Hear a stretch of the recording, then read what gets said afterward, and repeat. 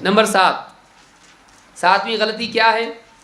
تحیت المسجد میں آنے کے بعد تحیت المسجد ادا کیے بغیر مسجد میں بیٹھ جانا، یہ بھی غلطی ہے۔ تحیت المسجد کیا ہے؟ وہ 2 رکعتیں جو آدمی مسجد میں آنے کے بعد پڑھتا ہے۔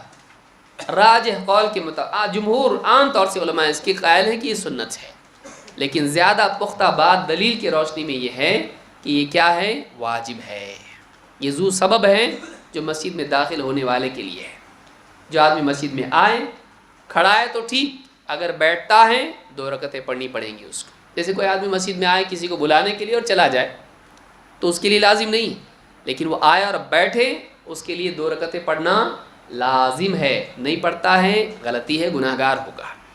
ابو قتادہ رضی اللہ عنہ فرماتے ہیں، جو نبی صلی اللہ علیہ وسلم کے صحابی ہیں، عن ابی قتادہ صاحب رسول اللہ صلی اللہ علیہ وسلم قال دخلت المسجد، میں مسجد میں گیا، میں مسجد میں داخل ہوا، ورسول اللہ صلی اللہ علیہ وسلم جالس بین ظہرانی الناس، اور اللہ کے رسول صلی اللہ علیہ وسلم لوگوں کے ساتھ، لوگوں کے سامنے بیٹھے ہوئے تھے۔ قال فجلست، میں مسجد میں گیا اور میں جا کے بیٹھ گیا مجلس کے اندر۔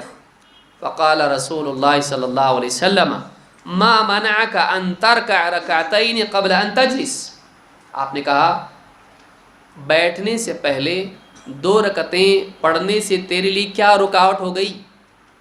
مسجد میں تو آیا اور آتے ہی بیٹھ گیا، پہلے 2 رکعتیں پڑھنے میں تجھ کو کیا رکاوٹ ہو گئی؟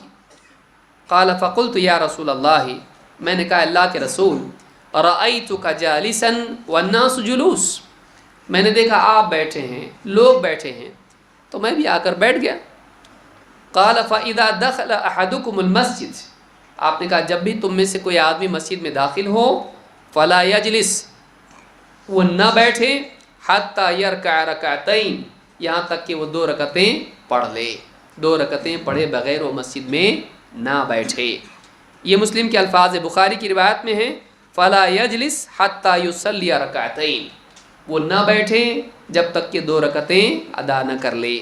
اس حدیث کو امام البخاری اور مسلم نے روایت کیا۔ اس سے معلوم ہوتا ہے کہ مسجد میں آنے والا پہلے 2 رکعتیں پڑھے اس کے بعد بیٹھے۔ بہت سارے لوگ دروس میں آتے ہیں اور آنے کے بعد میں 2 رکعتیں نہیں پڑھتے اور آ کے بیٹھ جاتے ہیں، صحیح نہیں ہے۔ ان کو کیا چاہیے؟ پہلے وہ 2 رکعتیں پڑھیں اس کے بعد بیٹھیں، یہ واجب ہے، یہ واجب ہے۔